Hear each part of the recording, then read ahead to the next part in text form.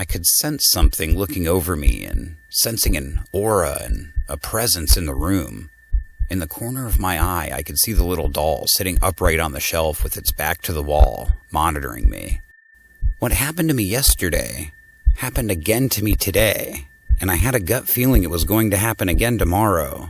I had a weird, creepy feeling the doll was behind this.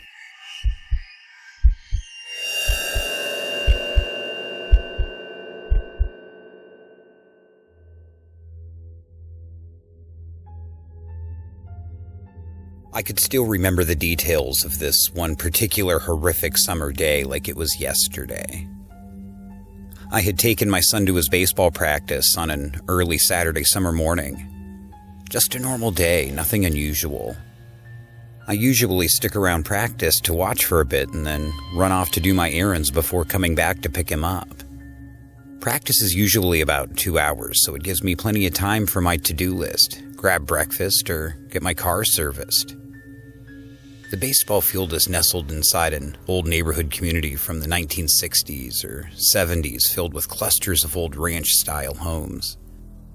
Across the street, I could see several parked cars and makeshift cardboard signs advertising a garage sale. This caught my interest because I was an avid sports collector, especially when it came to the Boston Red Sox. I had been a die-hard Red Sox fan ever since I was a boy and collected everything that was deeply rooted to the team. From baseball cards to jerseys to baseball bats, I had it all. There was some spark of excitement growing inside me, knowing deals could be found in garage sales from stories I'd read. Plus, I didn't have plans for myself, so I decided to walk over and check it out. The sale had just started and there were less than a dozen people scouring through the different items scattered across portable tables throughout the lawn and driveway floor placed by the sellers.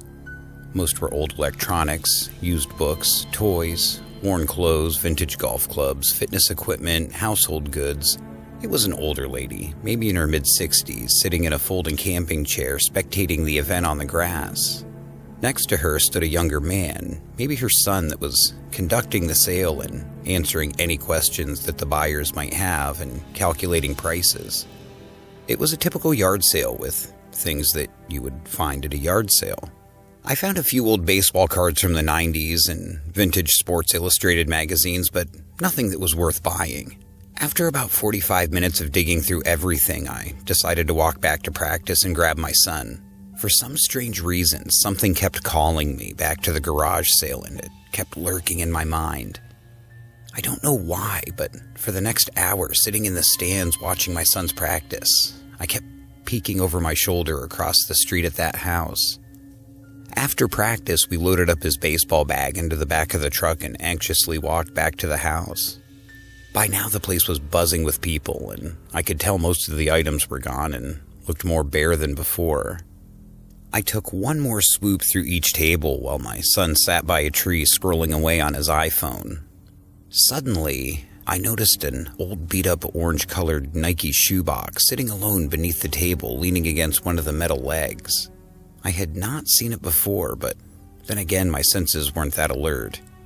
I walked over to pick it up and noticed the top was fully duct-taped on all four sides to the bottom of the box, as if it were meant to be closed.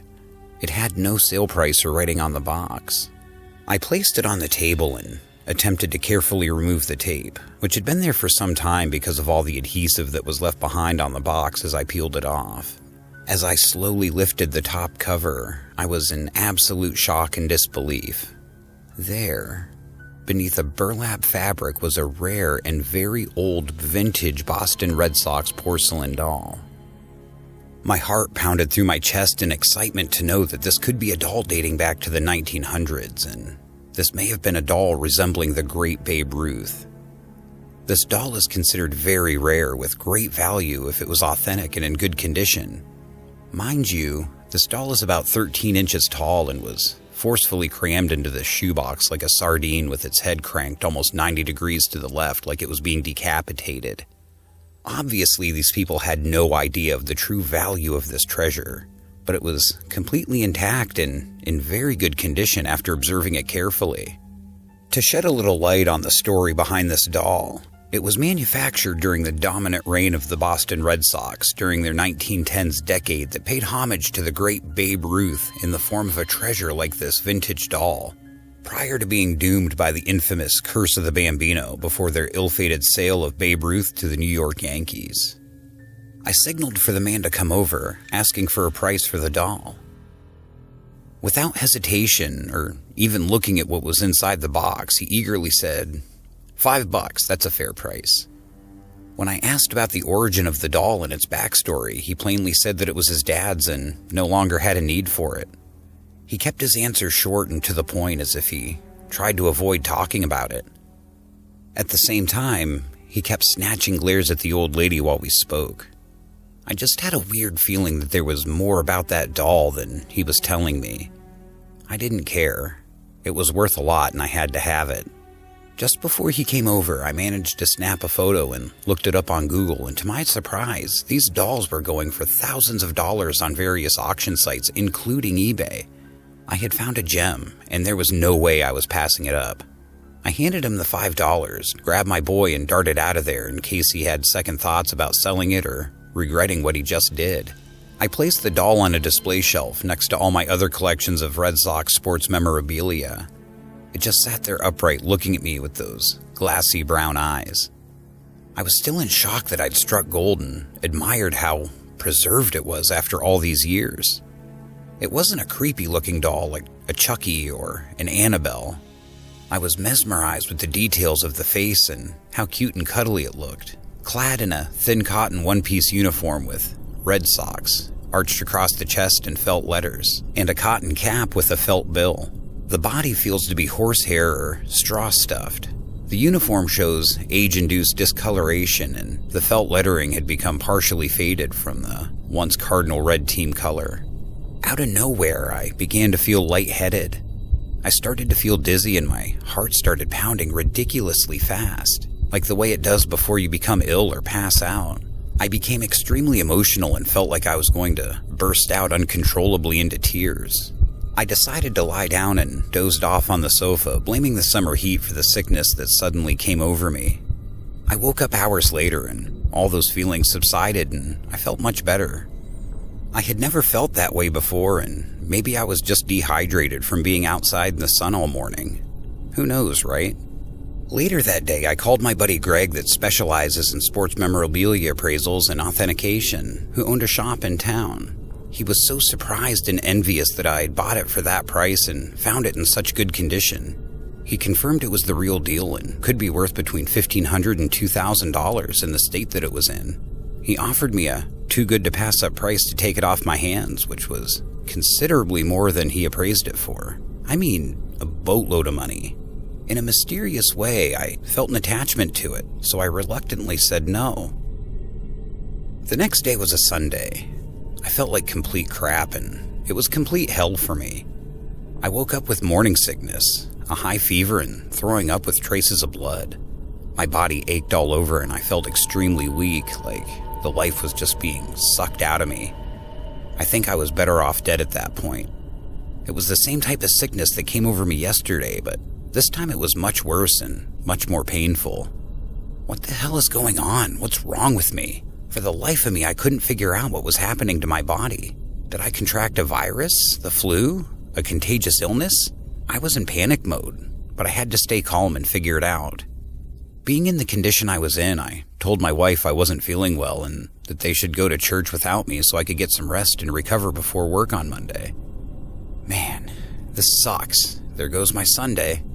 I decided to crawl back onto the sofa in my sports room, my man cave where I passed out the day before, to see if there was anything good on TV to distract me from the obvious pain I was enduring.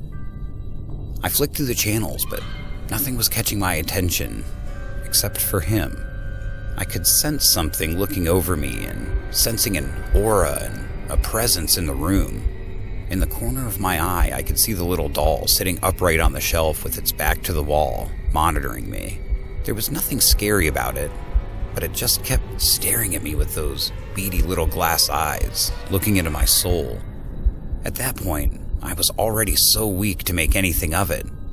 Plus, I pumped myself up with so much NyQuil and other meds that I could have easily been hallucinating and imagining things. Abruptly, my heart started racing again, and I again felt that dizziness and became lightheaded. I was sweating profusely, out of control, and suddenly I blacked out into a deep sleep. I woke up to the sight of that doll, nestled in the same position on the shelf, glazing straight at me like a hawk stalking its prey. It was a few hours later, and again, all those feelings of sickness and agonizing pain calmly went away, and I was again energized. What happened to me yesterday happened again to me today, and I had a gut feeling it was going to happen again tomorrow, and the next day, and the day after that. It was that sense of deja vu-like experiencing over and over again. I had a weird, creepy feeling the doll was behind this. There was no possible way in the world I could be sick as a dog one moment and then feel absolutely fine a few hours later. Like it was a switch he could control and turn it on and off whenever he wanted to. With my strength back, I sprang off the sofa and grabbed the doll and crammed him back into that same old Nike shoebox and wrapped it up entirely with duct tape. I had to look for answers, and I knew exactly where to go. I drove back to the house, and this time it was quiet and peaceful. As I slowed down to pull up in front of the lawn, I could see a car parked on the driveway. Assuming someone was home, I stepped out of my truck and inched my way toward the front door, and before I could make it halfway across the fresh-cut grass, the door suddenly opens and she calls out to me. "I knew you were coming back." The old lady was looking at my direction, but not at me, never in my eyes. She was just completely focused on the orange box, with a look of fear and terror as I had it tucked into my arms, slowly making my way towards her. As I was a few feet upon her doorstep, she suddenly shouts, "Stop! Stay right there, don't come any closer." She took a few steps towards me, and without hesitation she murmured in a dry and slow, cringy voice, "My husband has been dead for weeks now, and what happened to him is happening to you. I know everything. You are sick and dying, and there's nothing you can do. If you will look at it, it will take your soul. You have to get rid of it." Now it made sense. She had the garage sale to get rid of all his crap. Realizing the truth, I just froze in time as I was completely numb and my heart literally stopped listening to her talk about the doll. I knew my fate was sealed and it was coming for me. As I stood there, reflecting on my life, in one last breath she whispered, "You must completely remove it from your life. You must not speak of it or look at it. You must get rid of it, and then your life will return." Wham! The door shut violently in my face and she was gone. I forcefully pounded again on her door, demanding her attention, but no answer. I couldn't blame her. She didn't want it creeping back into her life and taking someone else she loved. For God's sake, it just killed her husband now. Here I am with this doll that's trying to slowly kill me too. Feeling ashamed and dejected, I slowly stepped away and walked back to the truck, still clenching the box close to me like a football in my right arm. At that same moment, I grabbed my phone out of my pocket, tapped on the screen, placed it to my ear and said, "Hey Greg, it's me. Does that offer still stand?"